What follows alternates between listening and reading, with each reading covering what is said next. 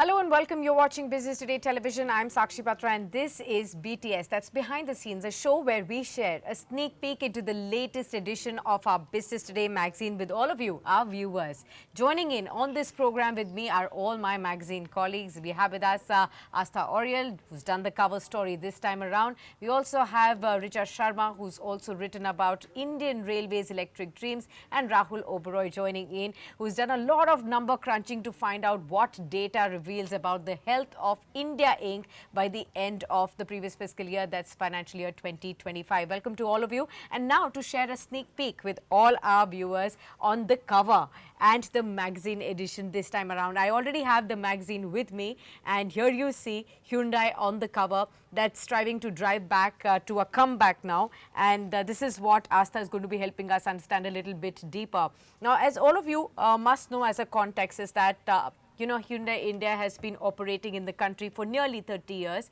and in the last 28 years, it has retained its number 2 spot in this competitive Indian auto landscape. But it's for the first time ever that Hyundai has slipped from that number 2 position and given that to Mahindra and Mahindra. Now we're trying to understand what is the strategy that Hyundai is going to employ to come back and to stay and to retain its number 2 spot. So Astha, you must have spoken to the management, you've also covered this in depth, the challenges and everything, but I want to first start off by understanding, we all know how some of the most loved cars in India, some of the most famous cars in India under the global, under the brand ambassadorship of Shah Rukh Khan, we've seen so many of cars having sold at the number 1 spot also for so many times over the last 28 years. What suddenly led to Hyundai India losing that number 2 spot in terms of market share? Thank you, Sakshi, for having me over here. Sakshi, you rightly mentioned that Hyundai India is having a tumultuous time in the domestic automobile industry, and one can only point out that it has lost its market share to Mahindra and Mahindra and both Tata Motors. In FY25, it was the first instance where they lost their market share to 14%, their worst since FY13. When we spoke to analysts and when we spoke to the management, we could only figure out couple of things that apart from Creta at present, most of their models are not working, though the Creta sales have increased year on year. There are other models such as Venue, Exter, Varna, which were earlier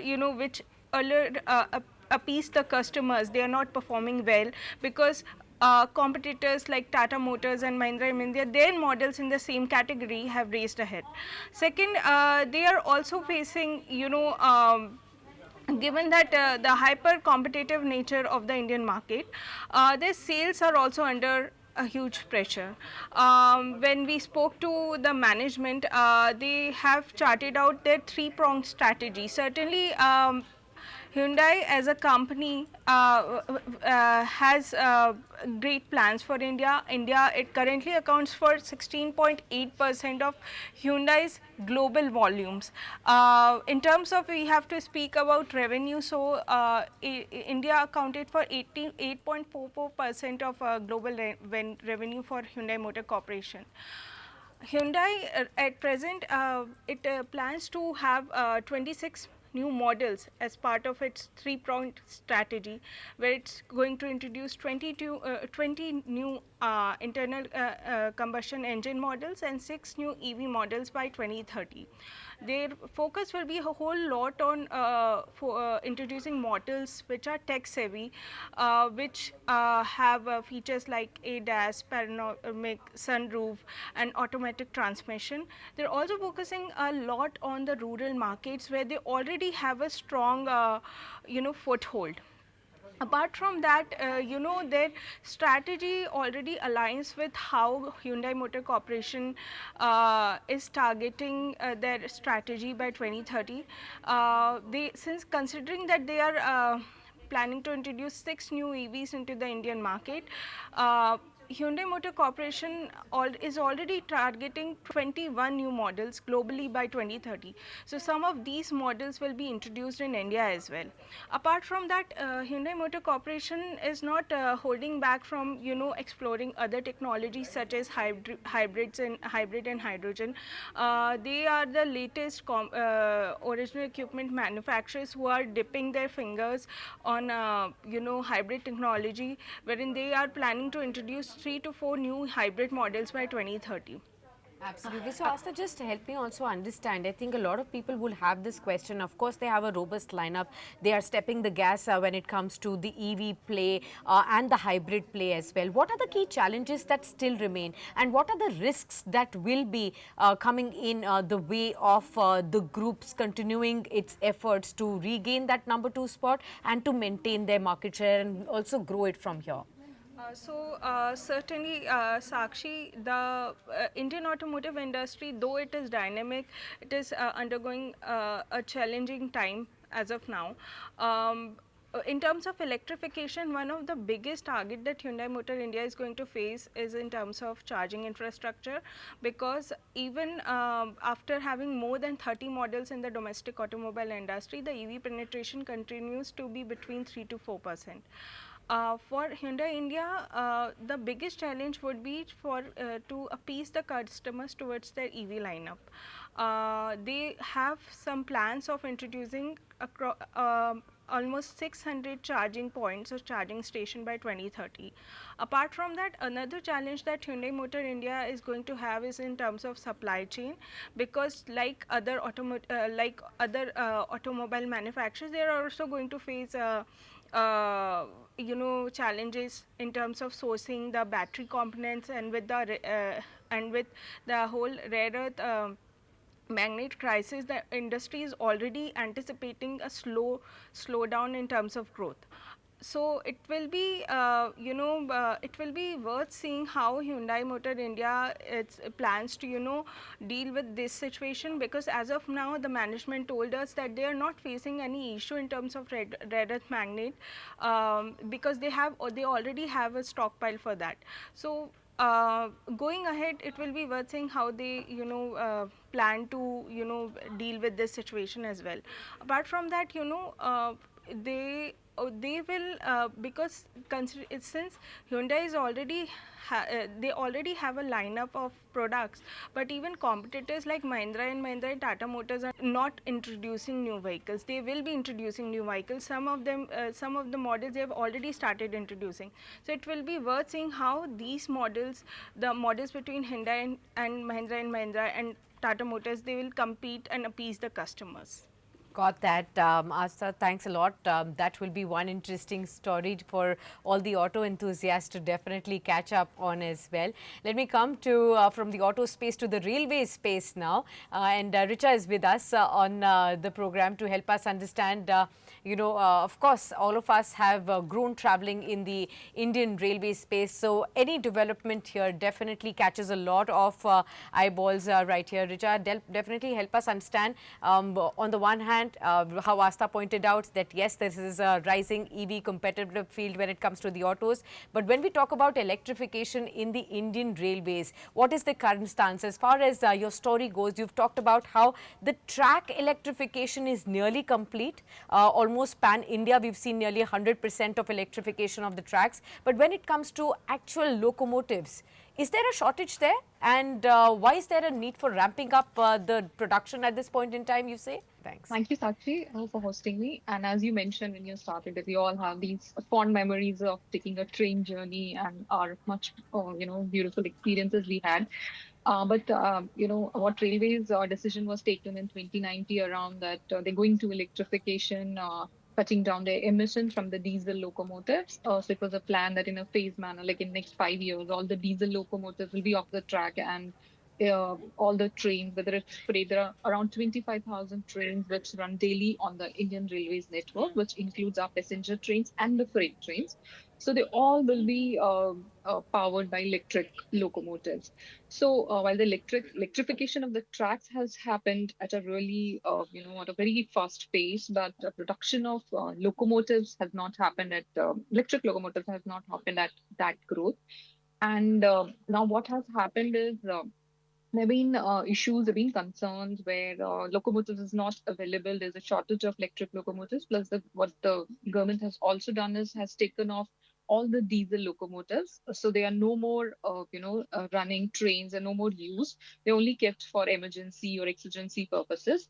So that created a kind of a gap. Let's say there were 10,500 locomotives, so around 4,000 were taken off. These were the diesel locomotives. So there was a gap of something around 4,000 diesel locomotives, while the number of trains, new trains were introduced. We had several new trains, freight trains on the dedicated freight corridors. So newer, faster trains were introduced, but not a locomotive shortage impacted them. So the priority was given to the passenger trains. So the biggest, suffering or hit back was taken by the freight trains because they had to wait, when the locomotives is available. So that was the reason. But on the side, the government also decided to ramp up the production because to meet the demand, because there's a target of doubling our freight targets also. So this year, like FY26, there's a record target. Let me tell, there are three production units of the government, like the locomotive works, which produce these electric locomotives. So they have been given a record target, a 10 to 15% jump on it. If we put all the three together, a 25% jump in the production of around 1,700 and a capex of 15,000 crore. But of course, it will take some time before this gap of diesel locomotive of 4,500 is filled. So maybe next 4 5 years. Till then, there are some arrangements being made, or some freight trains. They have to wait till passenger gets the priority. So that is the issue. Okay. Now help us understand, Richa, when it comes to the private players, tell me how are they really supporting the demand scenario here, and what is the future course that we can expect? So, see, there were three companies which were as part of the Make in India initiative, which government roped in the private players. So one was the GE, which is now Webtech. Then there was Alstom, and there was Siemens India. So initially, Webtech was doing diesel locomotives, so they are now out of picture because their brand new unit in Narora is a diesel locomotive, and now they're using it for export. So the left two, private players, in the locomotive segment is Siemens and Alstom. So what they have been doing, they have a 10-year agreement with the government. So every year, they are manufacturing 100 electric locomotives, and those are specially very high powered, like we call 12,000 horsepower or 9,000 horsepower, really, locomotives for the freight segment. Because as we mentioned that dedicated freight corridors have been made, and the government, the railways need to move freight faster to take on the road, and to increase its, loading. So they are specifically done for heavy loading, for heavy freight movement. So we hope that in next 3 to 4 years, these locomotives, high-powered locomotives, will be deployed on the DFCs, which will also give some relaxation to the lower horsepower, which will be then available for the passenger network, which are now also being used for the freight. So once these are available and these units have 80% make in India components, everything, all their accessories and everything, making is happening in India. So it's also helping in job creation and the market. So they are ramping up the production. They're being given revised targets to meet up the demand. And they have two units, one in Gujarat and one in Madhepura in Bihar. And recently, in fact, the Siemens was inaugurated by Prime Minister, the first locomotive, high-powered locomotive. So we hope that in coming next 3 to 4 years, we'll have really high-powered locomotives for freight, dedicated freight movement, which is one of the issue challenges we are facing right now. Absolutely. So while the production ramp up has clearly begun, it remains to be seen how soon will the demand supply gap really narrow going forward from here, from what we're given to understand. But thanks a lot, Richa, for giving us that in-depth understanding of as to how the electrification journey of Indian Railways is poised to move forward from here. Coming back to the overall India Inc. story that Rahul has covered in this edition for all of our viewers to really understand. In case you are invested in stock markets either through mutual funds or through direct stocks. This is one story that will definitely help you understand how the companies listed on the Indian stock exchanges are performing, what's their financial health, and what's going to be the future that you could be looking at this point in time. So through the data that you found out, Rahul, could you help our viewers understand for FY25 what kind of findings have we seen when you talk about the profitability, the sales? What is the current health of India Inc.? Sure, Sakshi. First of all, thank you for having me on the show. So, in a year clouded by geopolitical tensions, inflationary pressures, and Donald Trump tariff concern and soft urban demand, India Inc. has shown a sign of resilience. So, the financial year 2025 may not have delivered stellar earning growth, but the underlying health and health of corporate India remain robust. So if you ask me about listed companies, so listed companies on the domestic bourses reported a record net profit of nearly 17 lakh crore in the previous financial year, on the highest ever gross sales of almost 180 lakh crore.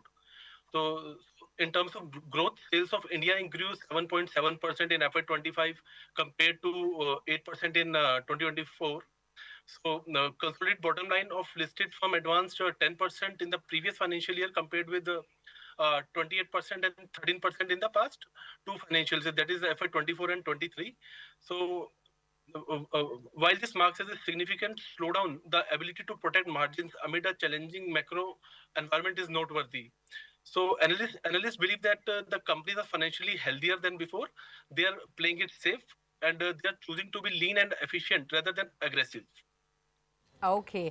Now, Rahul, you also interviewed Chief Economist Madan Sabnavesi's, very well known to understand deeply when it comes to the financials and the challenges how, India Inc. is facing, and how, poised they are to probably encounter and also overcome all of the fresh challenges that are coming in, uncertainties that are gripping the world, which you also pointed out. What did you find out from this conversation of yours? During the interview, he said that the slowdown in sales over the past 2 years is largely a result of post-COVID adjustment phase. Initially, there was a strong pent-up demand in manufacturing, but that eventually peaked and began to taper off, led by high inflation.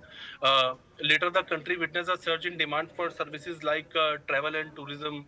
So the uneven recovery has created phases where top line growth was strong, but profit margins were under pressure, and later when profit improved, top line growth became subdued. So looking ahead to FY26, he said that with inflation is expected to decline, the pricing pressure should ease. This coupled with gradual revival in consumption could support better revenue growth for companies.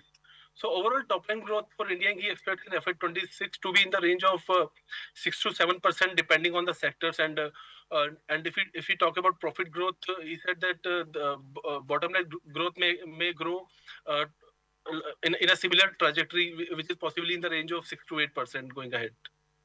All right, I'm sure a lot of our viewers, especially those who watch our Market Today programming, will be really interested in finding out, what some in-depth data numbers do indicate about India Inc. And you can definitely read up Rahul Oberoi's story right there. Apart from all of this, there are some exclusive interviews that you can definitely catch up on in this edition. There's Bogi Brinde, President and CEO of World Economic Forum, whose interview our group editor Siddharth Zorabi has taken, who's talking about how India can become a $10 trillion economy very soon, and that's the optimism that's coming in. Even I've spoken to Gautam Hari Singhania of Raymond Group at the completion of 100 years, successful years of this conglomerate, and at this point in time, how Gautam Hari and Singhania is very, very confident of taking Raymond Group into the next level. He's talking about a Raymond 2.0, a modern way of looking at and driving the group with three poised verticals, which are going to be the three big growth drivers now. The lifestyle division,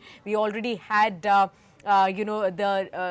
company that diversified from the conglomerate of the engineering company, that's Raymond Limited right now, to Raymond Lifestyle last year, and now it's Raymond Realty, the third key growth driver that Gautam Hari Singhania is very, very confident of, and he's talking about how there could be a revenue potential of close to 40,000 crores from this growing division of the real estate space as well. So a turnaround and there for the Raymond Group as well. So several such interesting aspects that you can definitely get to see from this edition. So in case you still do not have your edition in your hands, go grab your copies. It's already out on the stands, and I'm sure this is going to be a great one for you to keep at this point in time. Thank you so much, Astha, Richa and Rahul, for sharing all of those wonderful aspects with all our viewers, and hope our viewers really enjoyed the conversation as much as I did from listening into all those insights that you all shared. Thank you so much for watching this one.